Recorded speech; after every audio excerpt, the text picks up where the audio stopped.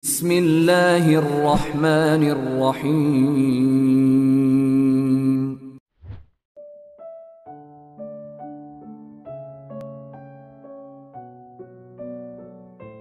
Apalagi negara. Jadi kalau kita bicara Palestina, Suriah, mentang-mentang di sana mayoritasnya Muslim terus jadi nggak ditolong? Enggak. Jadi agama aja bukan masalah, apalagi negara. Mentang-mentang mereka bukan orang Indonesia, jadi bukan tanggung jawab kita. Enggak. Kalau dalam konteks kemanusiaan, bahkan kalau dia adalah orang Yahudi sekalipun, atau dia orang pagan sekalipun yang menyembah batu ataupun kayu atau menyembah patung, kalau dia adalah terzolimi, maka tugas kita adalah menolong dia dengan apapun yang kita bisa. Makanya kemarin ada salah satu pasien kanker di Bandung, beliau kebenaran non-muslim. Bukan salah satu, ada beberapa orang non-muslim, pasien kanker dan kurang mampu. Kebenaran karena istri megang beberapa proyek sosial untuk pasien kanker yang kurang mampu, akhirnya kita ambil pasien ini, kita coba audiensi, asistensi ke dokter sampai beres pengobatannya, operasinya. Yang satu meninggal, yang satu alhamdulillah bisa survive. Dan kita gak mempertanyakan, wah ini kayaknya non-muslim gak usah ditolong. Kayaknya kalau ditolong gak ada pahala. Pahalanya sama. Mau dia muslim, mau non-muslim, pahala menolong dia adalah sama. Karena dia manusia dalam konteks kemanusiaan. Universal. Ini tidak ada perdebatan di antara ulama. Dalam konteks muamalah juga kayak gitu.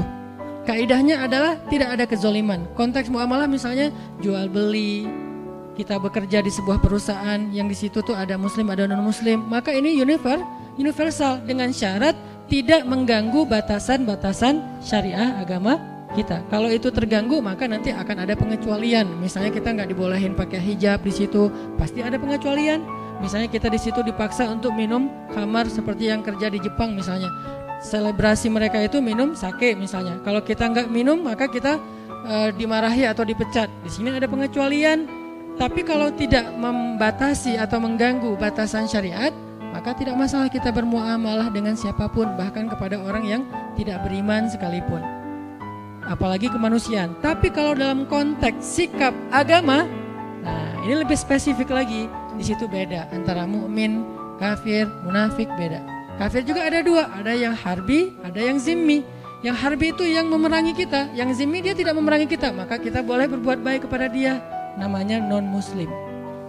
Yang tidak memerangi kita. Kalau yang memerangi kita dalam Al-Quran disebut kuffar. Kalau yang tidak memerangi, mereka tidak dipanggil dengan bahasa orang kafirun, tetapi mereka disebut dengan orang Yahudi, orang Nasrani, orang musyrikun dan seterusnya. Intinya adalah kita tidak ada kewajiban atau anjuran untuk memusuhi mereka. Mereka adalah saudara kita dalam kemanusiaan, dalam negara, dalam bangsa, dalam suku. Dalam konteks apa? Dalam konteks muamalah, dalam konteks kemanusiaan. Kalau dalam konteks agama, kalau mereka tidak memerangi kita, maka kita nggak boleh dilarang untuk menyakiti mereka, apalagi memusuhi mereka. Bahkan jika ada pertikaian antara non-muslim dengan muslim, kita nggak boleh berpihak berdasarkan agama. Ada pertikaian nih dalam urusan muamalah, urusan dagang kah, urusan jual beli kah, jual beli tanah, jual beli rumah, jual beli mobil, dan seterusnya. Ada masalah nih, termasuk masalah misalnya kayak masalah pekerjaan, masalah muamalah. Kalau misalnya ada pertikaian di antara mereka, nggak boleh kita berpihak karena dasarnya agama. Nih saudara saya muslim, saya belain dia. Belum tentu dia benar, bisa jadi dia yang salah. Maka di situ konteksnya adalah adil. Nggak boleh gara-gara kita beda agama terus kita bersikap zolim. Kalau dia beda agama dengan kita, tapi dia konteksnya di situ korban, maka kita harus membela dia. Bahkan terhadap saudara kita yang sama-sama muslim, kalau ternyata saudara yang muslim itu adalah justru yang zalim. Jadi inilah konsep adilnya Islam. Dan di sini kita juga belajar tentang bab wala dan barok dalam contoh-contoh yang sederhana. Jadi nggak boleh mentang-mentang pokoknya belain aja yang namanya muslim, kita harus bela. Nggak. Unsur akhaka zaliman au mazluman. Tolonglah saudara kamu dalam keadaan zalim atau terzolimi. Ini maksudnya apa nih? Kan kita harus nolongin saudara kita Ustaz, walaupun dia zalim. Menolong saudara kita yang zalim artinya hindarkan dia dari kezaliman. Kalau dia udah terlanjur melakukan kezaliman, maka tegakkanlah keadilan. Wa'adilu wa aqrabu littaqwa. Bersikap adillah karena dia yang paling dekat kepada ketakwaan. Bahkan kepada orang yang kita benci kita harus bersifat adil, fair bahasa sederhananya. Kayak gimana? Kita nggak suka dengan satu kelompok. Apakah dasarnya agama, dasarnya golongan, dasarnya emosional pribadi, nggak suka aja dengan satu kelompok. Kan ada yang suka gitu ya. Satu grup WhatsApp nggak suka kepada grup WhatsApp yang lain, namanya grup sebelah. Terus gara-gara kita nggak suka, kita bersikap nggak fair, ini bukan sifat muslim. Kenapa? Allah berfirman, wala yajrimannakum syana'anu qaumin ala alla ta'dilu i'dilu huwa aqrabu littaqwa. Janganlah kebencian kalian kepada satu grup WhatsApp. Ini terjemahan apa? Ini contohnya. Janganlah kebencian kalian kepada satu kelompok, satu golongan, satu grup membuat kalian bersikap tidak adil kepada mereka. Maka bersikap adillah, karena keadilan itu dekat kepada ketakwaan. Jadi nggak boleh gara-gara kita nggak suka terus kita nggak fair dalam urusan muamalah, dalam urusan hak dan kewajiban, dalam urusan kemanusiaan nggak boleh. Tapi dalam urusan sikap, agama, dakwah dan syariah, maka di sini ada penjelasan dan koridornya sendiri. Yang akan kita bahas hari ini adalah sikap kita yang berkaitan dengan pembelaan kita terhadap agama, menegakkan agama Allah Subhanahu wa taala. Dan hal yang perlu kita pahami yang akhir-akhir ini mulai agak dikhawatirkan, ditakut-takuti sehingga kita jadi resah, menegakkan agama itu bukan berarti meruntuhkan negara. Sejak kapan agama dan negara itu kontradiktif? Sejak kapan?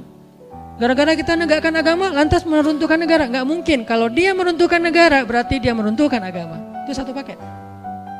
Kalau dia meruntuhkan negara, memecah belah negara, berarti dia memecah belah umat, memecah belah agama, meruntuhkan agama. Sama itu. Dan kalau dia menegakkan agama, maka dia menegakkan negara. Karena satu paket, gak bisa dipisahkan. Siapa yang berbuat rusak di muka bumi, maka dia telah melanggar ayat Allah Subhanahu wa taala, yufsiduna fil ard. Mereka merusak di muka bumi, walakin la yash'urun. Cuman mereka enggak ngerasa. Jadi Allah menyuruh kita untuk islah, memperbaiki, imarah, membangun, bukan justru merusak. Jadi nggak mungkin orang yang pengen menerapkan agama dalam konteks pribadinya berarti jadi masalah dalam sebuah tatanan negara, itu nggak mungkin. Kalau dia memahami agama itu secara komprehensif, bukan parsial. Tapi kalau dia memahami agama secara parsial, mungkin aja. Maka solusinya adalah apa? Pelajari agama secara lebih dalam, bukan dihindarkan dari belajar agama ya. Kalau kita dilarang untuk belajar agama, berarti kita dibiarkan untuk awam tentang kebenaran. Ketika kita nggak ngerti tentang konsep kebenaran, maka kita akan bisa saja menjadi masalah dalam sebuah lingkungan, masyarakat dan bangsa. Justru kita nggak mau itu terjadi. Belajarlah agama supaya punya konsep kebenaran. Dan konsep kebenaran agama, apalagi Islam, adalah konsep yang sangat rahmatan lil alamin. Lalu apa yang membuat orang takut belajar Islam? Kalau setelah belajar Islam dia menjadi rahmah bagi alam semesta. Sekarang kita buat program dakwah lingkungan, yaitu dengan less waste. Itu adalah syariat Islam. Jangan berpikir less waste itu hanya masalah isu lingkungan, isu climate change dan segala macam. Bukan, ini bukan masalah lingkungan, bukan masalah alam, bukan masalah ozon. Ini masalah agama. Sehingga ketika ini saya coba presentasikan kepada para ustadz-ustadz bangun negeri, mereka semuanya sepakat ini tuh masalah agama. Lalu saya tanya, kenapa dakwah nggak pernah mengangkat isu ini? Oh ya, kita baru ngeh sekarang. Ya udah yuk kita angkat isu ini, isu lingkungan. Biar orang lihat Islam itu bukan cuma narasi ibadah. Islam itu bukan cuma sholat 5 waktu, walaupun itu wajib dan tidak ada perdebatan tentangnya. Tetapi dia belum komprehensif, dia masih parsial. Terlalu zoom in-nya kedekatan. Coba zoom out lagi deh. Ketika kita zoom out tentang Islam, kita akan melihat hal-hal yang lain yang luar biasa tentang Islam. Makanya kalau kita pengen menjadi solusi bagi bangsa, pengen jadi kebaikan bagi bangsa, bahkan bagi manusia, bahkan bagi alam semesta, maka belajarlah agama. Makanya kita perlu belajar tentang sifat munafik agar kita tidak terjebak di dalam sifat ini. Saya nggak tahu, mungkin suatu saat di antara teman-teman yang hadir sekarang akan jadi pejabatkah suatu hari nanti? Akan jadi seorang penguasa kah? Mungkin di sini ada yang calon presiden tahun 2000 sekian yang kita nggak tahu ya.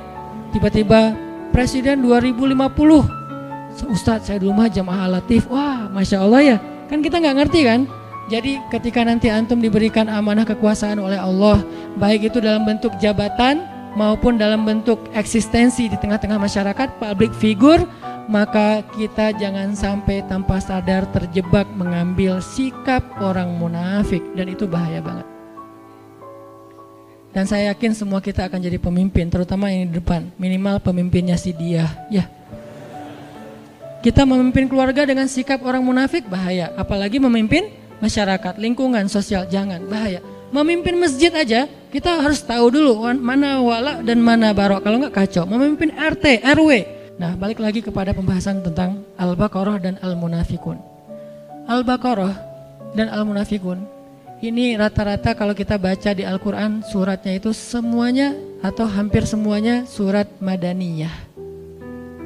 Rata-rata surat yang membahas tentang orang munafik itu surat Madaniyah. Apa arti surat Madaniyah? Atau ayat Madaniyah? Sebagian besar jawabannya surat dan ayat yang turun di Madinah. Gitu? Ternyata bukan. Surat Madaniyah bukan surat yang turun di Madinah. Surat Madaniyah surat yang turun setelah hijrah. Ayat Madaniyah bukan ayat yang turun di Madinah, tapi ayat Madaniyah ayat yang turun setelah hijrah. Kalau dia turun di Mekah tapi setelah hijrah, namanya Madaniyah, bukan Makkiyah. Jadi bukan soal tempat, tapi fase dakwah, periodisasi dakwah.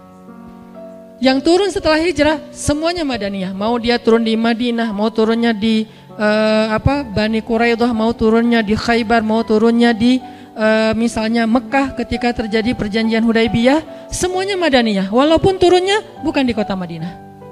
Jadi ukurannya adalah peristiwa hijrah. Makanya hijrah ini menjadi sesuatu yang penting dan berharga dalam Islam. Sampai dia menjadi nama penanggalan dalam Islam, tahun Hijriyah. Kenapa nggak diambil peristiwa yang lain yang besar juga? Ada Bi'sah, awal Nabi dapat wahyu, namanya tahun Bi'sah 1, Bi'sah 2, Bi'sah 3. Sehingga kita nggak tahu tahun Hijriyah, tahunnya tahun Bi'sah, yaitu dapat wahyu pertama.